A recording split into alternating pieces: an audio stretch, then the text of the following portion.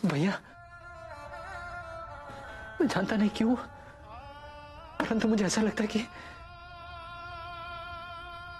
मैं आपके बिना नहीं रह पाऊंगा। राम के साथ साथ सीता और लक्ष्मण भी वन को जा रहे हैं।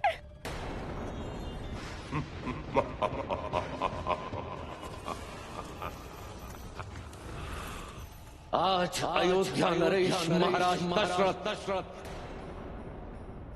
तुम्हें अपनी पत्नी के अधिकार से वंचित करते हैं।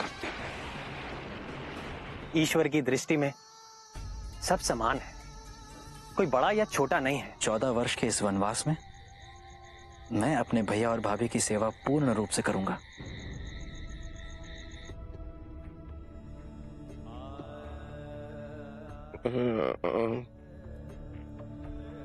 वैद्य जी, इनके स्वास्थ्य में कोई सुधार? क्षमा चाहता हूं महारानी, अब कुछ ही पल शेष है। महाराज की सांसें उखड़ रही है।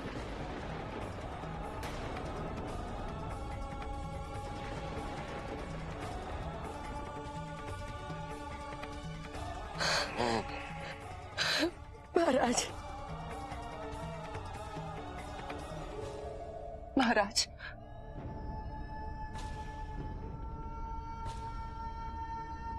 रुक जाओ नहीं इधर। तुम्हारा हमारा कोई संबंध नहीं रहा। न जीवन में न मृत्यु में। चले जाओ यहां से।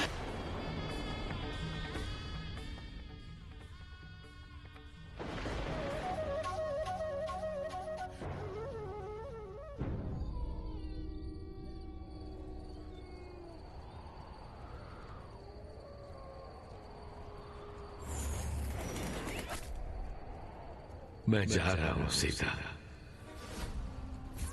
मुझे विदा करो। तुम कहां हो?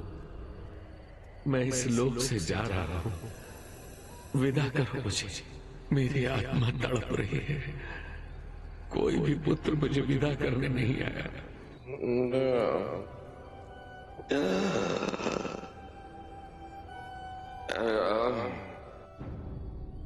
सीता, मैं तुम्हारी प्रतीक्षा कर रहा हूं। तुम कहां हो? मुझे विदा करो। महाराज। सीता, मुझे विदा करो, जिससे कि मेरी आत्मा को शांति मिल सके।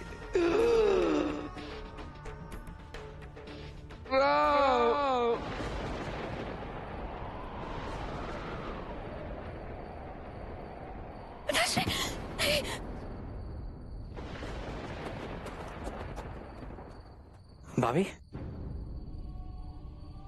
क्या हुआ भाभी? कुछ नहीं भैया लक्ष्मण।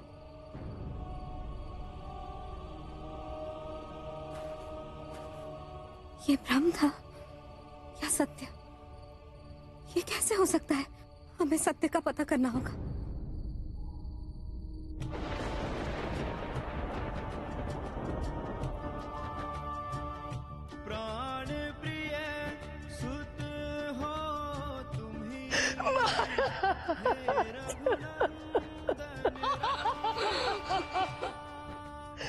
महाराज, आप इस तरह नहीं जा सकते। महाराज नहीं।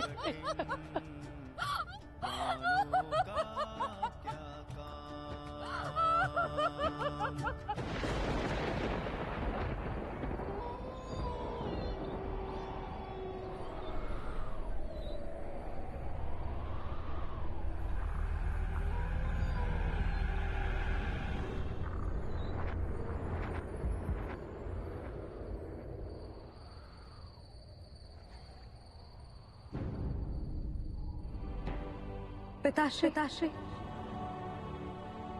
यदि ये सत्य है कि आप अपने शरीर का त्याग कर चुके, तो जनक नंदिनी और अपने पुत्र वधु सीता के हाथ इस पिंड के रूप में पिंडदान को स्वीकार करें।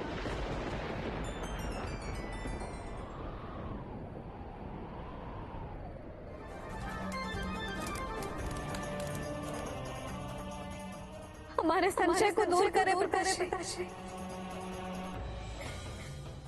हमें कोई संकेत दें।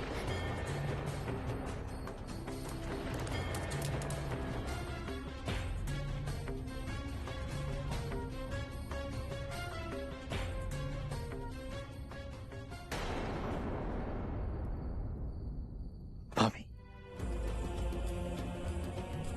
भाभी, भाभी,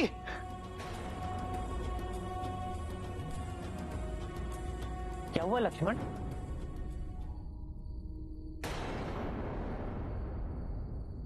सीते कहाँ हैं? भाभी यहीं थी, उन्हीं को ढूंढ रहा हूं मैं।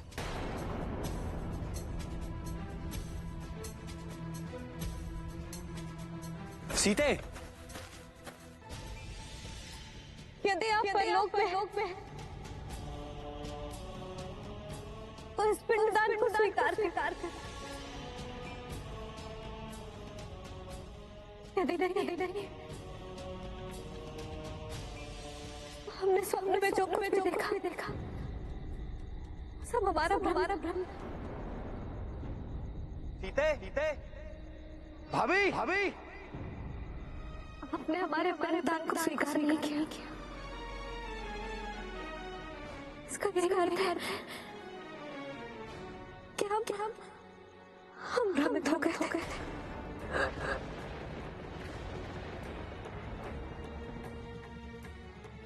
तुम्हारा भ्रम सत्य है पुत्री। तुम एक सती नारी हो। मैं परलोक जा चुका हूं। आओ पुत्री, मुझे पिंडदान दो। मैं स्वीकार करता हूं।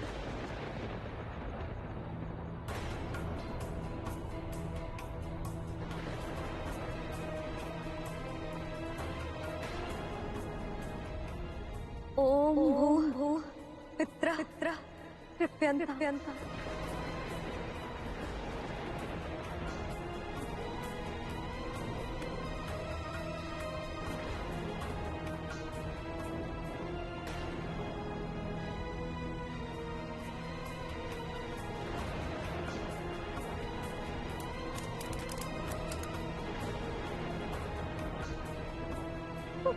हम इस सत्य को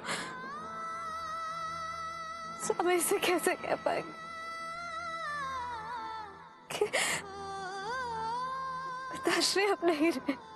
सीते, भाभी,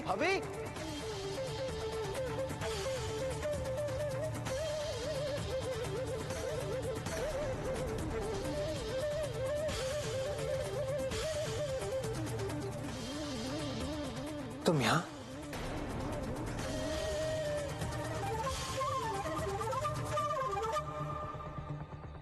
सीते, तुम चुप क्यों हो? कुछ बोलती क्यों नहीं?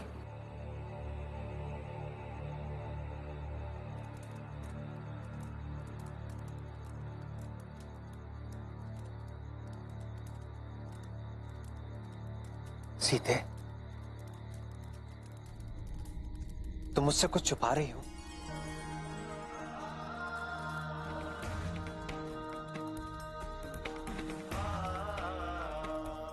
आपसे कुछ कैसे छुपा रह सकता है स्वामी? हम आपको अपना दुखद स्वप्न नहीं बताना चाहते थे। पिताश्री,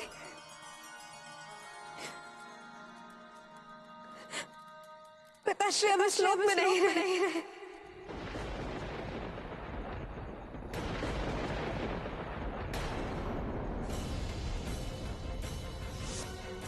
सीते, हाँ स्वामी, हम यहाँ पिंडदान करने के लिए आए।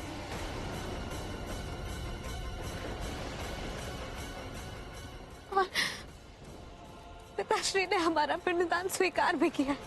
सीते, तुम्हें भ्रम हुआ है। नहीं स्वामी, हमने पिताश्री को स्वप्न में देखा। कैसा स्वप्न सीते? आपने देखा कि वो हमें स्वप्न में पुकार रहे थे। सीते, स्वप्न सच नहीं होते सीते। स्वामी, उन्होंने साक्षात अपने हाथों से हमारे पिंडदान को स्वीकार किया। आप अब भी हमारा विश्वास नहीं कर रहे? सीता, पुत्री, तुम्हारे पास विश्वास दिलाने के लिए 4 साक्षी हैं। प्रथम साक्षी ये फाल्गुनी नदी है।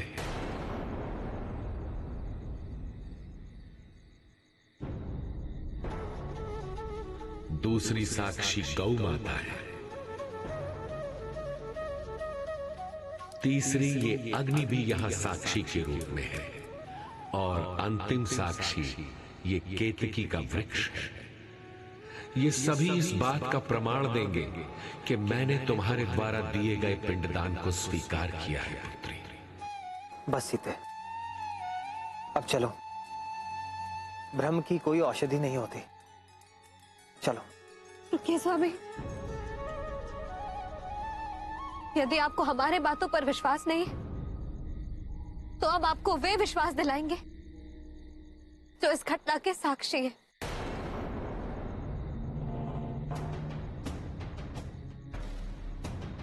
देवी फल्गु, अग्निदेव,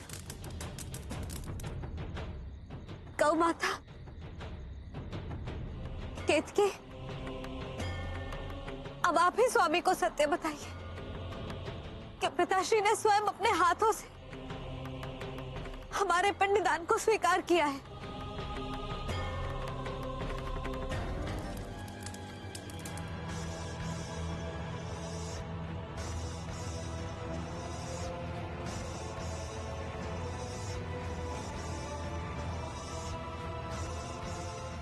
चलो सीते। आप सब ने हमें असत्य सिद्ध करके हमें अत्यंत दुखी किया है। हम जनक नंदिनी, रघुकुल वधू सीता, आप चारों को श्राप देते हैं।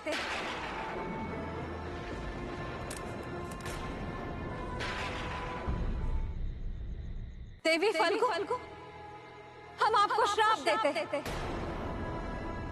कि आप सूख जाएंगी।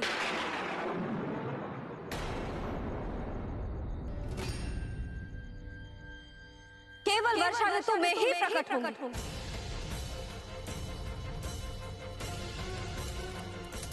अग्निदेव, हम आपको श्राप देते हैं कि आपके निकट कोई भी आएगा तो वो भस्म हो जाएगा।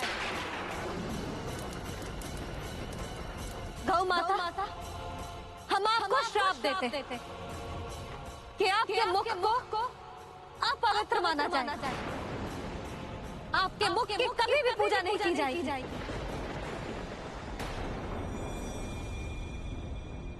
केवल आपके पीठ की पूजा की जाएगी। केतकी, हम आपको भी श्राप देते हैं कि आप भगवान शिव के पूजन के योग्य नहीं मानी जानी।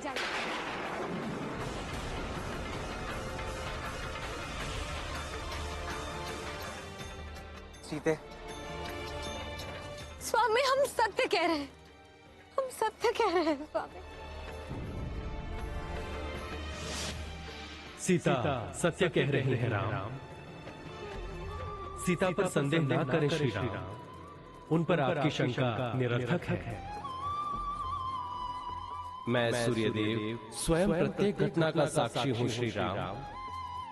परलोकवासी महाराज दशरथ ने देवी सीता के द्वारा दिया गया पिंड स्वीकार कर लिया है।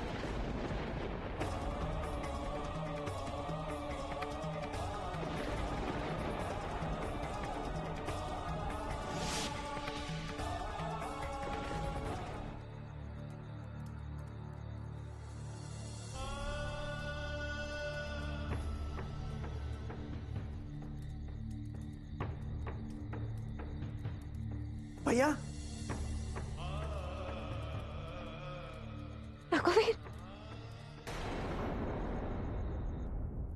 सुमंत जी, भरत को संदेश भिजवाइए और उसके अयोध्या वापस लौटने तक महाराज दशरथ के पार्थिव शरीर को सुरक्षित रखने के उपाय कीजिए। जी गुरुदेव, महाराज ने पहले ही राजकुमार भरत के अयोध्या लौटने के लिए संदेश भिजवा दिया था।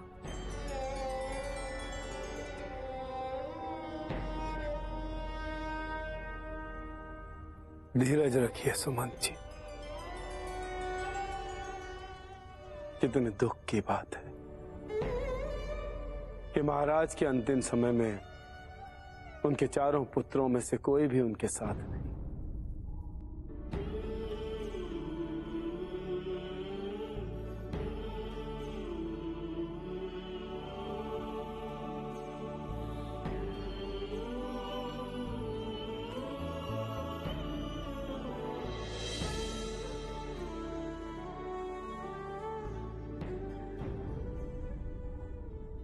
पिताश्री, मुझे क्षमा कर दीजिए पिताश्री। मैं आपका दोषी हूँ। मेरे वियोग में आप प्राण त्याग देंगे, इसकी तो मैंने कभी कल्पना भी नहीं की थी पिताश्री। दुख तो इस बात का है पिताश्री कि आपके चार पुत्र होते हुए भी आपका अंतिम संदेश सुनने के लिए आपका एक पुत्र भी आपके साथ नहीं था। मैं अपने आप को कभी क्षमा नहीं कर पाऊंगा पिताश्री।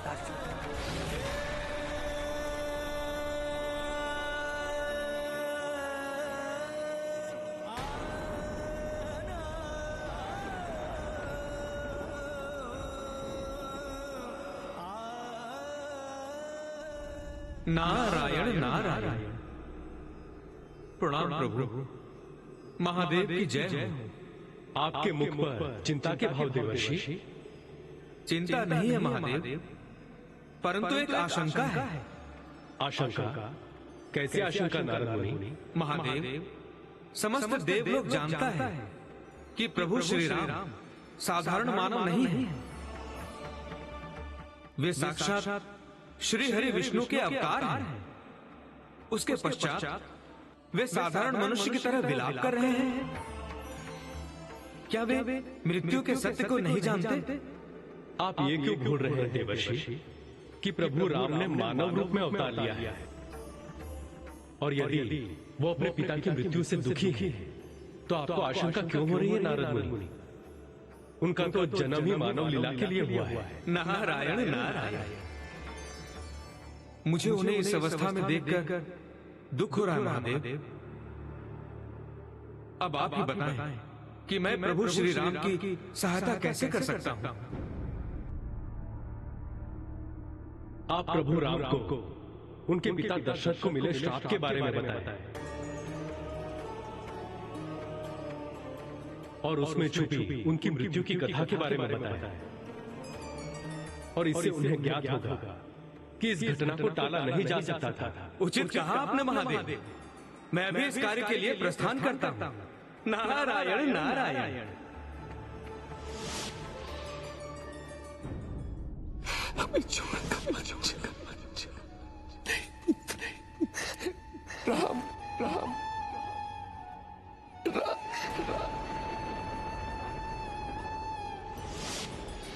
नारायण नारायण।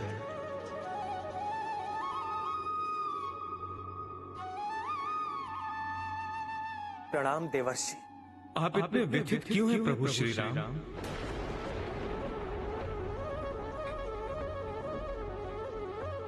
आपने ऐसी कोई भूल नहीं की जिसके लिए आप क्षमा मांगे। आप चाहकर भी अपने पिताश्री पर लगे श्राप को नहीं मिटा सकते थे प्रभु। श्राप? किस श्राप की बात कर रहे हैं आप देवर्षि? प्रभु, ये बहुत समय पहले की बात है, जब महाराज दशरथ स्वयं युवा थे। आखेट में उनकी बहुत रुचि थी और शब्द भेदी बाण चलाने में उनकी समानता कोई नहीं कर सकता था। प्रभु, एक बार वन में आखेट ढूंढते समय वे बहुत दूर चले गए और अचानक उन्हें किसी हिरण के जल पीने का स्वर सुनाई पड़ा।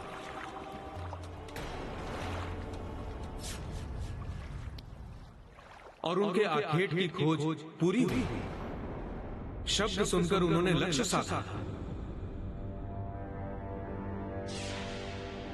और प्रभु महाराज दशरथ ने अपना अचूक बाण चला दिया।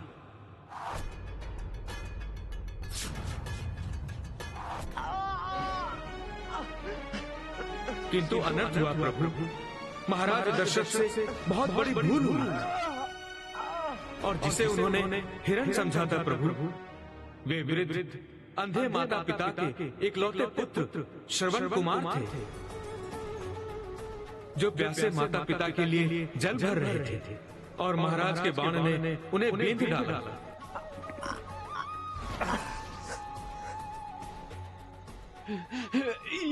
ये जल मेरे माता पिता को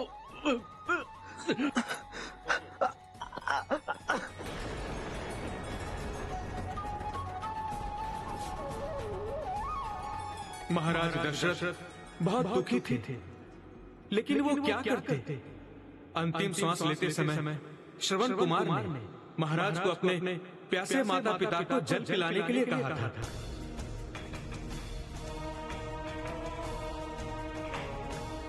आ गए पुत्र? इतनी देर कैसे हो गई? अब शीघ्र जल पिला दो, प्यास से गला सूखा जा रहा है। पहले अपनी मां को पिलाओ, फिर मुझे देना।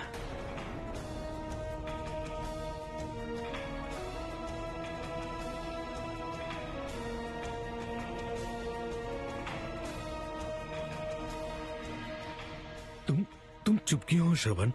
हाँ श्रवण, जब तक तुम बोलोगे नहीं तब तक हम ये पानी ग्रहण नहीं करेंगे। क्या हुआ श्रवण, बोलो। तुम ठीक तो हो ना पुत्र? मुझसे भूल हो गई, जीवन की सबसे बड़ी भूल। आपका पुत्र। क्या हुआ श्रवण को? क्या हुआ मेरे पुत्र को? और तुम कौन हो? आपके पुत्र का अपराधी अयोध्या नरेश दशरथ हूं। आपका पुत्र मेरे हाथों मारा गया।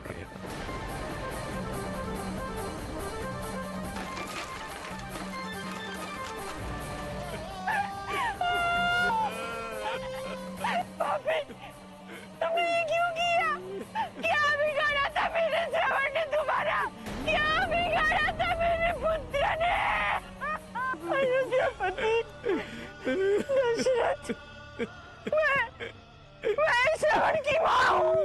अपनी ममता की शक्ति से मैं तुम्हें ये श्राप देती हूँ। जिस तरह पृथ्वी में हमारा अंत होगा, उसी तरह पृथ्वी में तड़क के तुम मृत्यु को प्राप्त करोगे।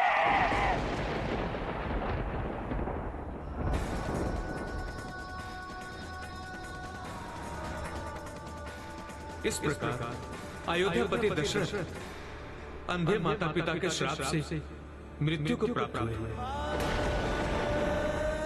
प्रभु, अब आप शोक त्याग और साक्षात महादेव के आग्रह पर अपने पिताश्री के मोक्ष के लिए पिंड दान के लिए आप प्रस्थान कीजिए।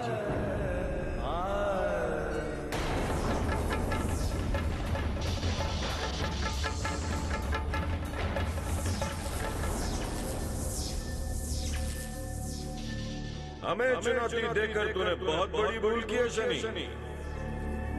हम त्रिलोकपति रावण हैं। हमारी शक्ति के समक्ष सृष्टि की कोई शक्ति नहीं ठहर सकती। ये तुम्हारा अहंकार है लंकेश। झूठे आत्मविश्वास ने तुम्हें भ्रमित कर दिया है। जिस शक्ति पर तुम इतने घमंड करते हो ना, इसका अंत सुनिश्चित कर दिया गया। कौन करेगा हमारा? तू?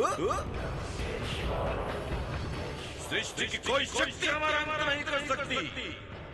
हम अमर हैं। केश, जिसने भी धरती लोक पर जन्म लिया वो अमर नहीं हो सकता। अज्ञानी है तू। कदाचित तुझे ज्ञान नहीं है। सृष्टि के रचयिता स्वयं ब्रह्मा ने लंकेश को अमरता का वरदान दिया है। तुम्हारा नाश करने वाली दैवी शक्ति तुम्हारा पीछा कर रही है लंकेश। कौन है वो देवी शक्ति जो लंकेश का अंत करेगी? धैर्य रखो लंकेश, अति शीघ्र वो महाशक्ति तुम्हारे सामने प्रकट। हम उसका नाम जानना चाहते हैं शने। कौन है वो? एक दिन का समय देता है लंकेश तुझे। एक दिन। यदि कल तक तुमने उसका नाम नहीं बताया तो अंत हमारा नहीं तुम्हारा होगा।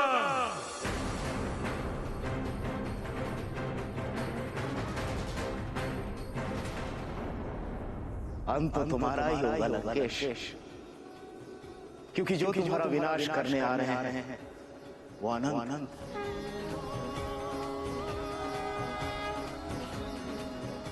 सर्वशक्तिमान है वो।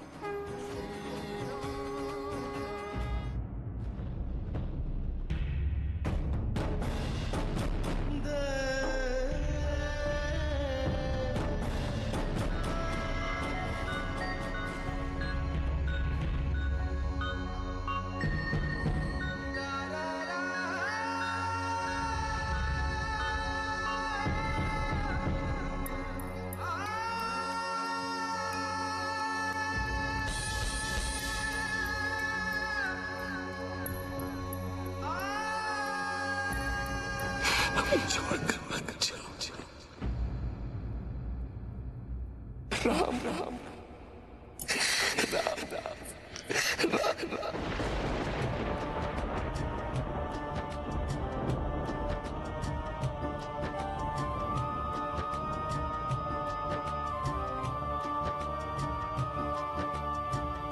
पिंडदान पितु का करें, राम लखन दो भ्रात।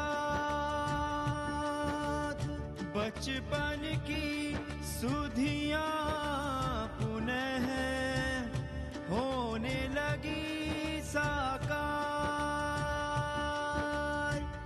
रह रह कर याद आ रहा पितु का प्यार दुलार। आपके आगमन से हम धन्य हुए। आपकी इस कृपा के लिए मैं और मेरा परिवार सदैव आभारी रहेगा। आभार तो हमें प्रकट करना चाहिए निषाद राज। आपकी सेवा के लिए हम आपको हृदय से धन्यवाद देते हैं।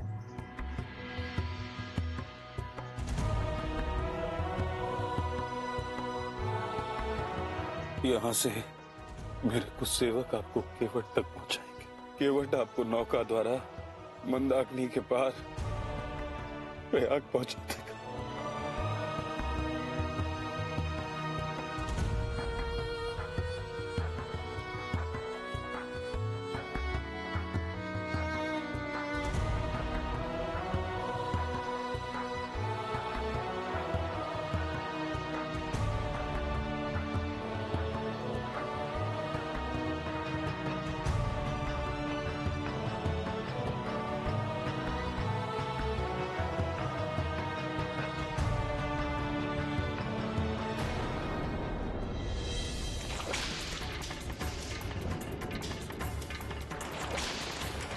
हमने तुझे एक दिन का समय दिया था।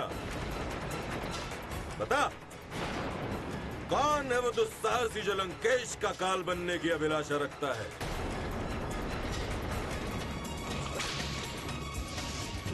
बताओ कौन है वो जो हमारा विनाश करेगा? कदापि नहीं रावण। जो तुम चाहते हो वो तुम्हें कभी नहीं बताऊंगा। हम जो तुमसे जानना चाहते हैं वो तुम हमें बताओगे। हमने तो अपने ज्येष्ठ भ्राता कुबेर को भी क्षमा नहीं किया था शनि, जब उन्होंने हमारी अभिलाषा पूरी नहीं की थी। उनके पुष्पक विमान को पाने की हमारी अभिलाषा।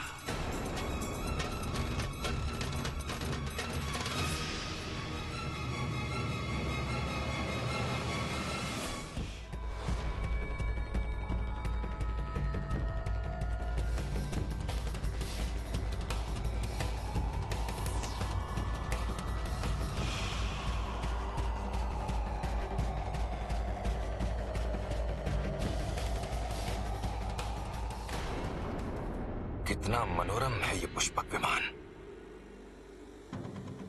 लंकेश, शीघ्र ये तुम्हारा होगा। प्रणाम लंकेश। कुबेर राज से आपके भ्राता श्री का दूत आया है। बहुत बुद्धिमता का कार्य किया है हमारे ज्येष्ठ भ्राता कुबेर ने, जो सर्वशक्तिमान रावण से लड़ने झगड़ने की जगह स्वयं पुष्पक विमान हमारे लिए भेज दिया।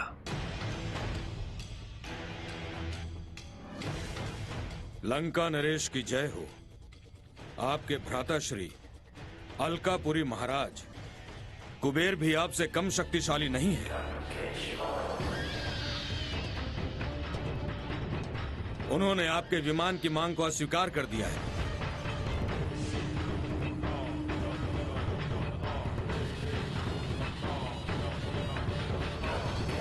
क्योंकि वो भलीभांति जानते हैं कि आप इस विमान का दुरुपयोग करेंगे और इसके द्वारा आप चारों ओर अपना अत्याचार फैलाएंगे।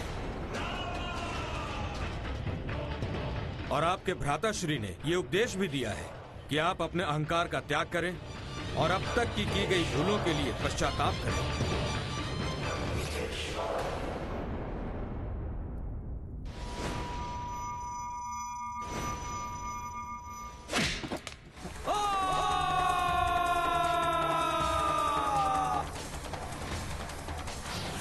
सेनापति, अलकापुरी पर चढ़ाई की तैयारी करो। हमारे अभागे भ्राता को ज्ञात नहीं था कि हमें विमान न देकर उन्होंने अपना कितना अहित किया और हमने उन पर आक्रमण कर दिया।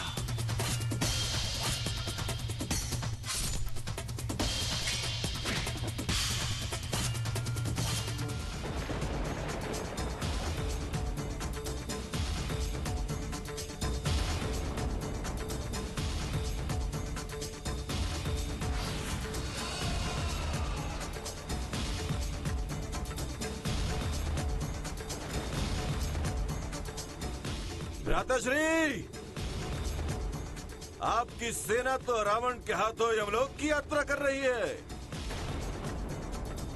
यदि अपना हित चाहते हैं तो अपना पुष्पक विमान हमें सौंप दीजिए। चुप! जब तक मैं जीवित हूं तुम्हें यह पुष्पक विमान नहीं मिल सकता है, कदापि नहीं। आप जीते जी नहीं देंगे, मरणोपरांत तो देंगे ना।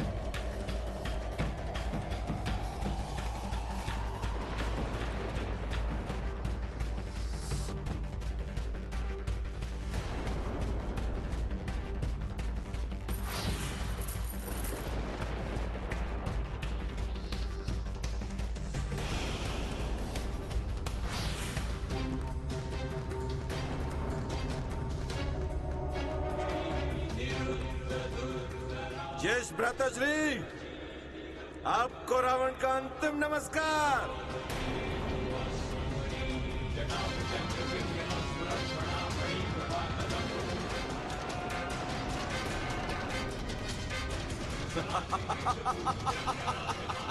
ज्येष्ठ भ्राताश्री ने हमारा अंतिम नमस्कार स्वीकार नहीं किया और सौभाग्यवश वो बच गए, परंतु इस रावण की अभिलाषा अवश्य पूरी हुई। कहने का तात्पर्य यह है शनि कि लंकेश जो चाहता है उसे पाकर ही रहता है। अब तुम ही बताओ शनि, अखंड संसार में ऐसी कौन सी शक्ति है जो रावण की शक्ति का सामना कर सकती है? कौन है वो शक्ति जो रावण का अंत कर सके? एक, केवल एक ऐसी शक्ति जो समस्त अलौकिक शक्तियों के साथ धीरे धीरे शांति से तुम्हारी ओर बढ़ती चली आ रही है। रावण, तुम्हें पता भी नहीं चलेगा कि तुम्हारा अंत कब हो गया।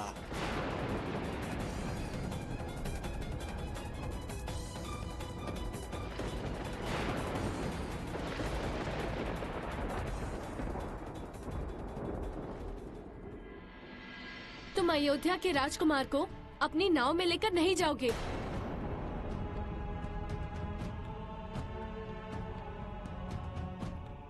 सुशीला, कैसी बातें कर रही हो? क्या गया है तुम्हें? मुझे कुछ नहीं हुआ है। तुम अपनी उत्तेजना में भूल गए हो कि राजकुमार के पास जादुई शक्तियां हैं। सुना नहीं तुमने कैसे श्री राम ने एक पत्थर को छुआ तो वो पत्थर की शिला सुंदर स्त्री बन गई।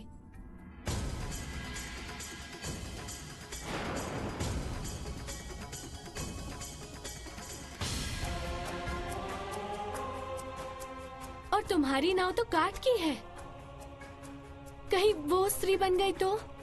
सुशीला, श्री राम ने माता अहिल्या को शाप से मुक्त किया था। ये देख रहे हैं आप, आज के लिए बस यही एक रोटी है, मेरे लिए, आपके लिए और हमारे बच्चों के लिए। अगर उस राजकुमार के छूते ही हमारी नाव भी। सुशीला, रो मत।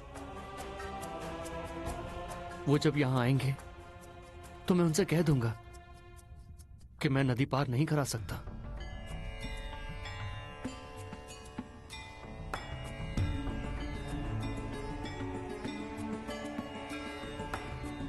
श्री राम, मैं जो करने जा रहा हूं उसके लिए मुझे क्षमा करना।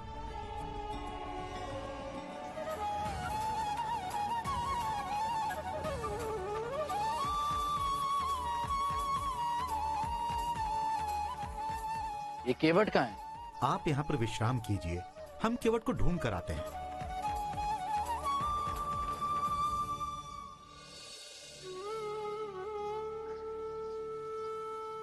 सीते, तुम्हें भूख लगी होगी, भोजन हेतु कुछ मंगवाऊं? हमें भूख नहीं है।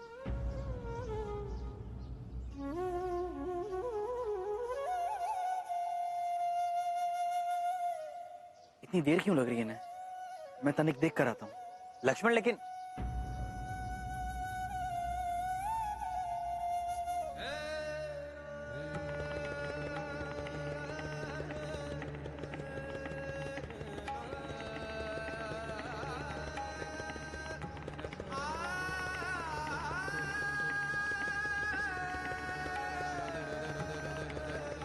क्या हुआ सीते? आपने हमारा मन दुखाया है रघुनंदन। जब हमने आपसे कहा कि पिताश्री ने हमारे पिंडदान को स्वीकार किया है, तो आपने हमारा विश्वास ही नहीं किया। और जब सूर्य देव ने आपको यह दुखद समाचार दी, तो आपने उनका विश्वास कर लिया। सीते, कभी कभी एक बड़े सत्य को स्वीकार करना बहुत कठिन होता है। उस समय विश्वास अथवा अविश्वास तुम पर नहीं, उस सत्य को ना मानने पर था। कि पिताश्री अब जीवित नहीं रहे।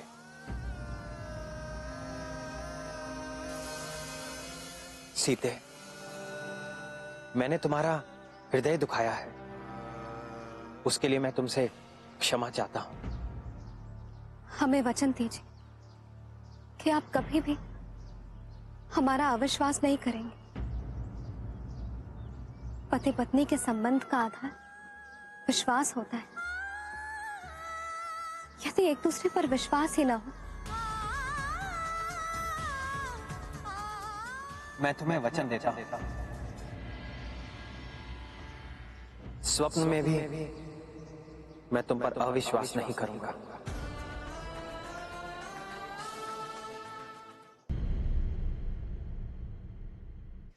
सारथी जी राजकुमार।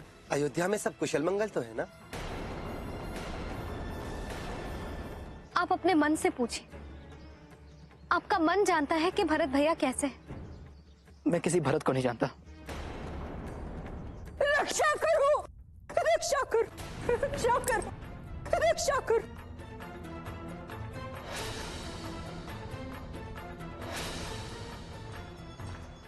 आशा है तुम्हारे सभी प्रश्नों के उत्तर तुम्हें मिल गए होंगे और अब तुम्हारे मन में कोई शंका, कोई संदेह नहीं रहा होगा। राम, ब्रह्मदेव की हम पर ऐसी कृपा है कि कोई चाहकर भी हमारा हित नहीं कर सकता।